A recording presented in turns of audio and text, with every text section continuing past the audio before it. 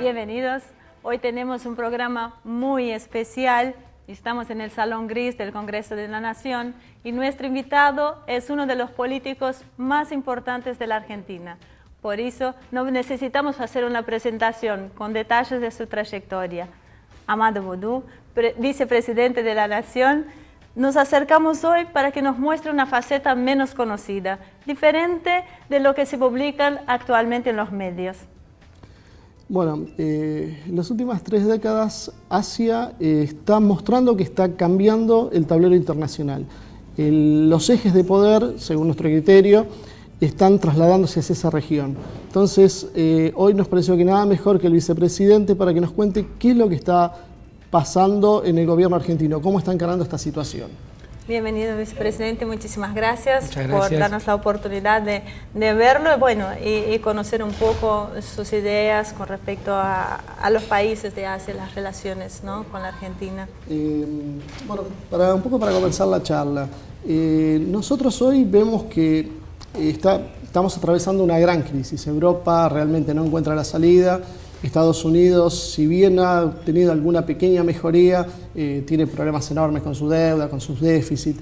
Sin embargo, Asia está creciendo. China, India, el sudeste asiático, día a día están teniendo cada vez más importancia. Entonces, un poco la primera pregunta era eso. ¿Qué importancia le asigna este gobierno a esta región?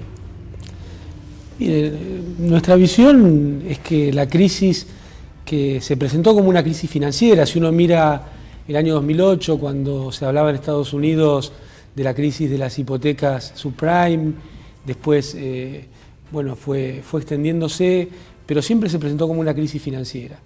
Y realmente fue demostrando que era una crisis económica, no financiera, y desde mi visión es mucho más profunda, porque en realidad son los síntomas de una crisis política de un modelo político, un modelo de acumulación, un modelo de desarrollo muy occidental, con características anglosajonas, que ha tenido crisis recurrentes, pero esta última creo que es una crisis a máxima escala y de máxima profundidad.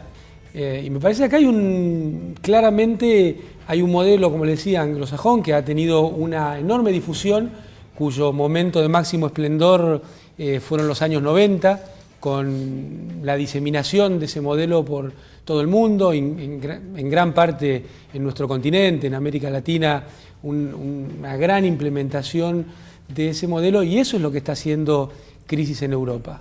Un modelo político que ha tendido a la concentración económica, a la concentración hoy en un fenómeno nuevo que son los medios de comunicación, pero que es parte de esa concentración económica y ha hecho eclosión porque ese modelo requiere indefectiblemente poner al sistema financiero en el centro del sistema social.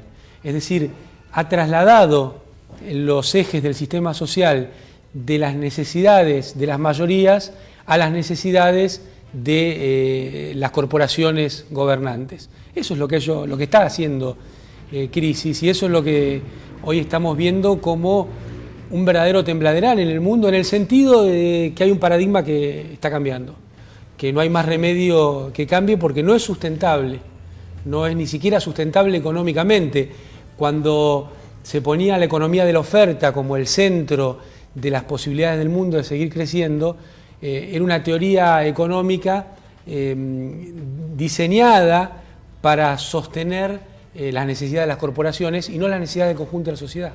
A diferencia de esto, uno está viendo que en Europa, en Oriente, se están gestando o se está viendo finalmente el derrotero de otros modelos que tienen también muchos años de gestación y con sistemas distintos, ¿no?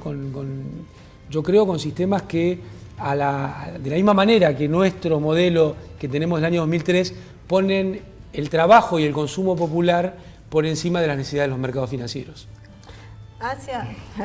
Asia con China a la cabeza vienen avanzando firmemente, principalmente para cambiar el centro de poder en los próximos años, ¿no? Usted viajó recientemente a China. ¿Qué conclusiones podemos sacar de este viaje?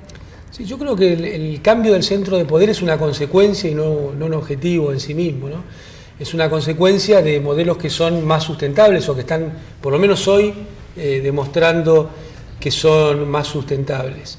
Porque también el caso chino me parece que es paradigmático en este sentido, ¿no? China a principios del siglo XIX, bueno, sufrió un colonialismo importante, parecido en algunos sentidos al de América o al de África, ¿no? Las guerras del opio, bueno, cómo le arrancaron las potencias colonizadoras las concesiones para operar en los puertos chinos y para un comercio dirigido desde las potencias coloniales a China, también hizo crisis. Hizo una crisis que llevó en parte a la desintegración de un sistema imperial, a la instauración de un sistema nacionalista del partido del Kuomintang, que finalmente también entró en crisis por no estar dando respuestas, y bueno, una revolución que va teniendo distintas etapas y en algún sentido distintos caminos dentro de una gran ruta, ¿no? Una ruta orientada a dar mejorías a la gran mayoría del pueblo. Bueno, ha ido teniendo distintas pruebas y error, y hoy creo que está en una etapa muy dinámica, muy inclusiva, en la cual combina diferentes matices tanto de la economía como de la política en este momento, un modelo de salida de un sistema rígido comunista hacia, ellos se denominan el socialismo con características chinas, y uno mira, por ejemplo, la salida de Rusia y la salida de China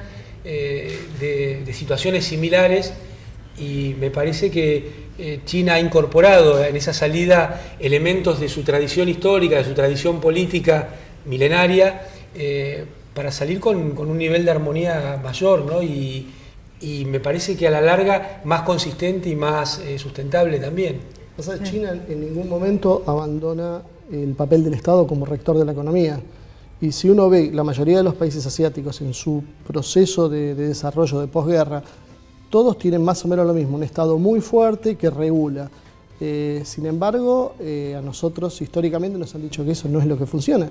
Los mismos países que muchas veces a ellos les ha funcionado. Sí, son parte de las falacias de esto que a veces se llama ciencia económica, y muchas veces es un discurso ideológico simplemente, ¿no? Que parte de alguna premisa ideológica y logra armar una filosofía que se vende como ciencia. Cuando uno mira aún los países más, entre comillas, occidentalizados o afines a las instituciones occidentales de Asia, como podría ser Corea del Sur o Japón, en esos países también ha habido una presencia estatal muy importante en cuanto a la construcción de una nueva sociedad a partir de guerras o de grandes catástrofes. Y cuando uno ve que desde los centros de pensamiento, porque acá no hay que perder de vista que hay una alianza entre los centros financieros y el capital financiero y algunos centros de enseñanza que parece que enseñan ciencia pero enseñan ideología, sobre todo en ciencias sociales y en ciencias económicas. Entonces, cuando uno ve que arman un modelo de venta al mundo, de Estado pequeño, de no intervención en el comercio internacional, y en los propios países que están diseminando esto hay un Estado importante, rector, regulador, con un peso en la vida diaria muy, muy importante, y quieren vender otra cosa a nuestros países, bueno, tenemos que darnos cuenta que somos parte de un experimento y no parte de un mundo en el cual se quiere que haya mayor niveles de igualdad. Igualdad dentro de los países y igualdad entre los países. Me parece que son dos dimensiones de un mismo problema. Para dar un ejemplo, el experimento de la privatización de los sistemas de jubilaciones alrededor del mundo, bueno, estuvo muy focalizado. Fue en Sudamérica, en India, en algunos países de la Europa Oriental, y nunca en los países que lo propugnaban. Ni España, ni Francia, ni Inglaterra, ni Estados Unidos, ni Italia, ni Alemania privatizaron su sistema de seguridad social. Entonces, ahí creo que como mínima los grandes referentes de estas políticas en nuestros países debieran hacerse esas preguntas. ¿Cómo es posible que lo que se nos vende como la mejor solución, quienes nos la venden no la aplican, ¿no? Me parece que... Hagan lo que yo digo, pero no lo que yo hago. De toda lógica sería Sí, preguntarse cómo puede ser que para nuestras sociedades podría ser bueno algo que para ellos no lo es. Lo mismo uno podría decir en el comercio internacional, en el flujo internacional de capitales, en cualquiera de estos aspectos uno podría verlo, ¿no? O la hipocresía a veces de la lucha contra las guaridas fiscales, mal llamados paraísos fiscales, que son empeñosamente llevadas adelante por países y organismos que nunca los concretan. Y entonces les es muy fácil bombardear Irak, pero es muy difícil terminar con los paraísos fiscales que no necesitan ninguna bomba. Suena a hipócrita y suena, por lo menos, a que debiéramos replantearnos todo lo que parece políticamente correcto y bien pensante en nuestros países de Sudamérica respecto a estas cuestiones, ¿no? A veces cuando se habla del papel de los medios, en general acá lo estamos focalizando entre los problemas que tiene el gobierno con la oposición y lo que están jugando. Sin embargo, vemos que, como mencionaba en esto que estaba diciendo recién, los medios muchas veces están tomándose otras atribuciones que son mucho más sutiles, que es, por ejemplo, no mencionar todo este tipo de cosas, la forma de crecimiento, los resultados.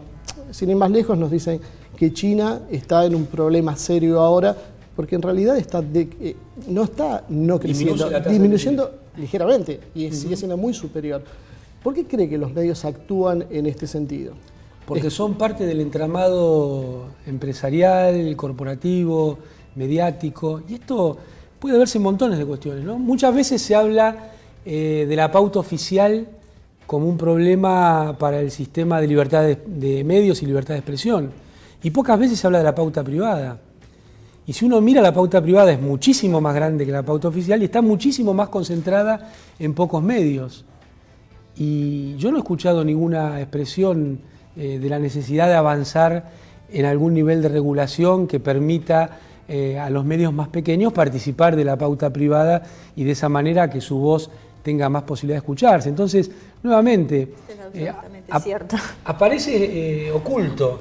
Sí. Tras argumentos que a veces son atendibles, a veces son sólidos y otras veces son disparatados, falaces, erróneos, los intereses corporativos que defienden los medios. Yo no tengo duda que en mi caso personal parte de la persecución y el ataque que yo recibo es haber terminado con la pauta de las AFJP para los medios. Eran importantes anunciantes en esos medios y bueno, ya no están más. No están más porque ese dinero, en vez de ir a pautas, hoy va a pagar más y mejores jubilaciones.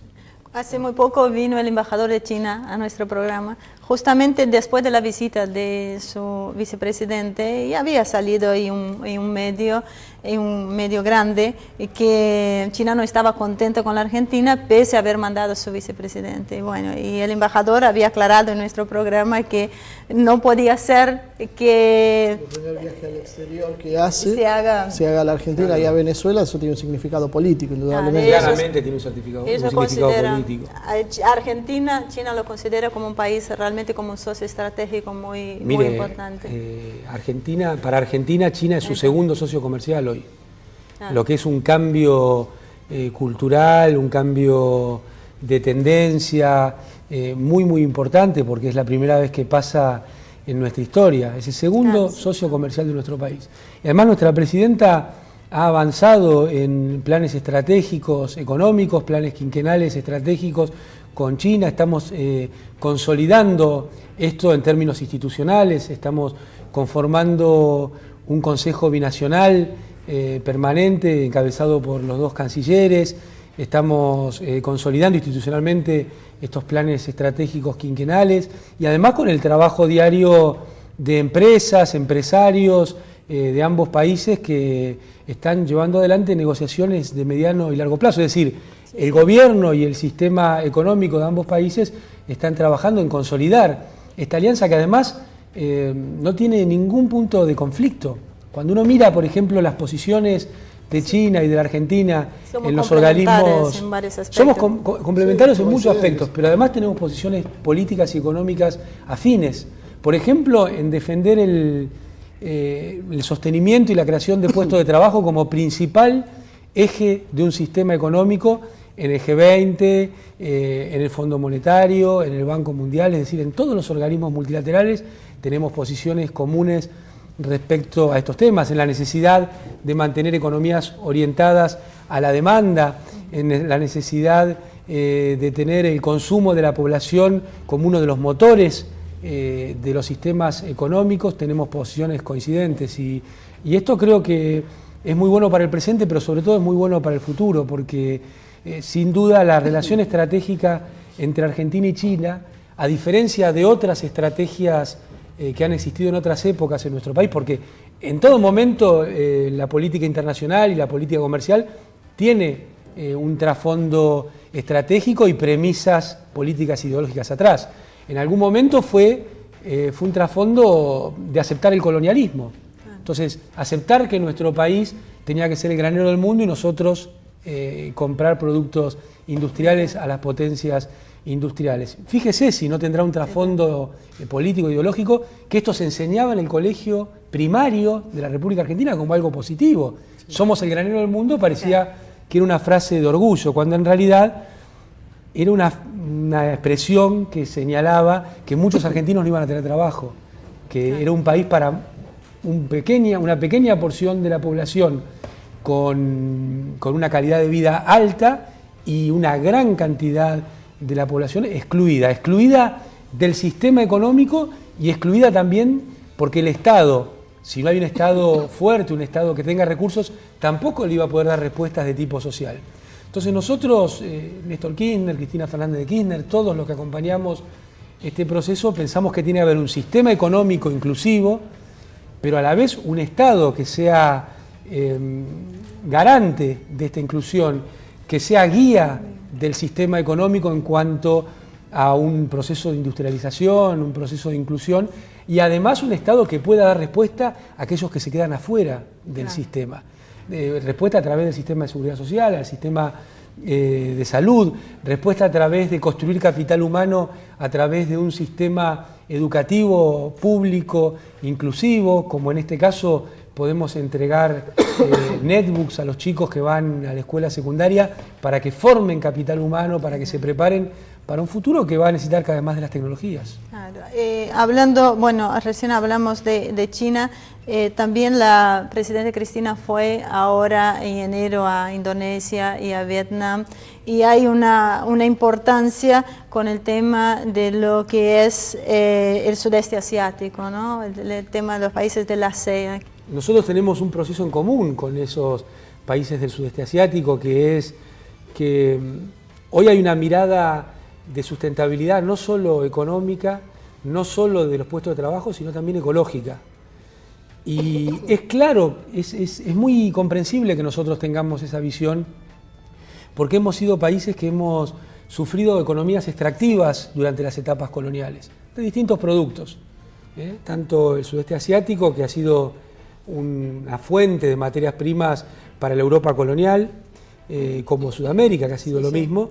Tenemos ese origen en común, esa cicatriz iniciática en común, y a partir de esa cicatriz un intento por ir avanzando en otro sentido, con marchas y contramarchas, con dificultades, con peculiaridades de cada región, pero yo creo que hoy tiene una visión común, que es: tenemos que crecer no de cualquier manera, sino crecer incluyendo, porque si no el crecimiento no es sustentable. Claro. Una de las marcas que nos deja este momento del mundo dominado por el paradigma anglosajón es justamente que cuando hay un crecimiento no inclusivo, cuando hay una mala distribución del ingreso, es mucho más fácil que haya burbujas.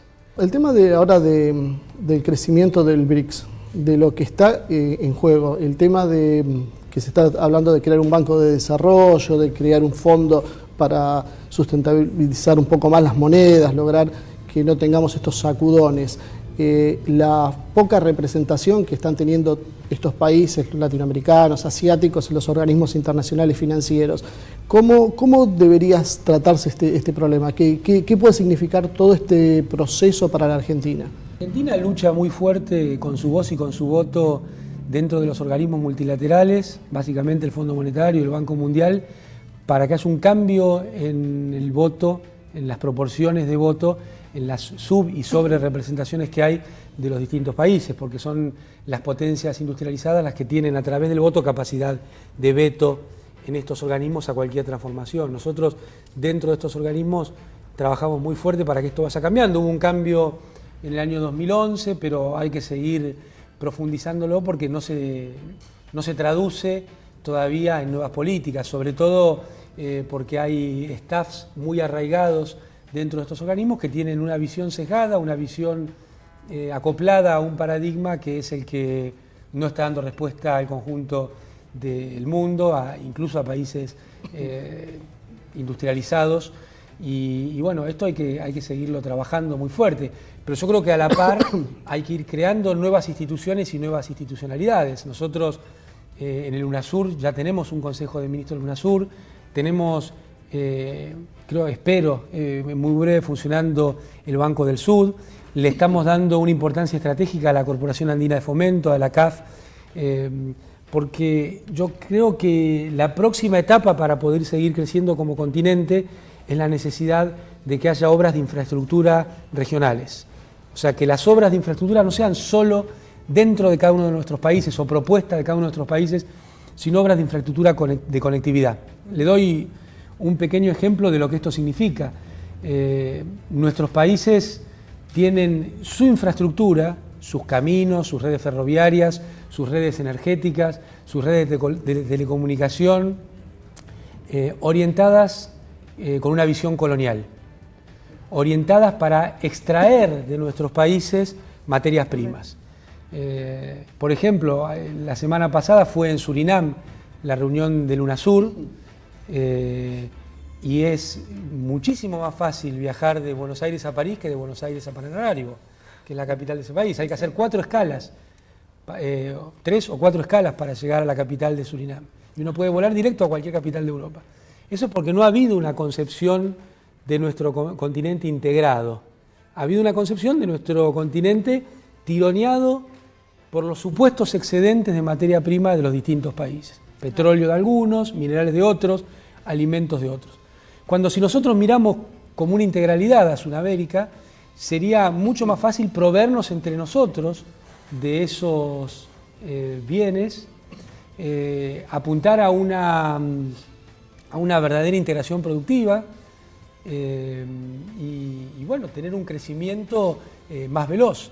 Ahora, esto requiere también de nuevas instituciones, no solo de una obra pública de infraestructura supranacional, de integración regional, sino también, por ejemplo, a poder comerciar en nuestras propias monedas. Bueno, es increíble que entre nuestros países nosotros no tenemos un tipo de cambio, sino que si uno quiere hacer un intercambio con Perú, tiene que ir del peso al dólar y del dólar a la moneda peruana. Nosotros necesitamos avanzar en la creación de un mecanismo sencillo, ágil, simple, de compensación de monedas entre nuestros países para el comercio intra-Sudamérica. Yo no creo que necesitemos una moneda única de ninguna manera. La moneda única lleva problemas parecidos a los que estamos viendo en Europa, que son los mismos a los que llevó la convertibilidad en la República Argentina. Cuando uno pierde el instrumento monetario, pierde la política monetaria, distorsiona las posibilidades de compensar diferencias de productividad, diferencias de dotaciones de recursos, diferencias en acumulación de capital. Y fíjese, es paradigmático, ¿no? En Argentina la convertibilidad duró a duras penas 10 años y explotó. Hoy uno está viendo problemas muy serios en el euro y han pasado 10 años.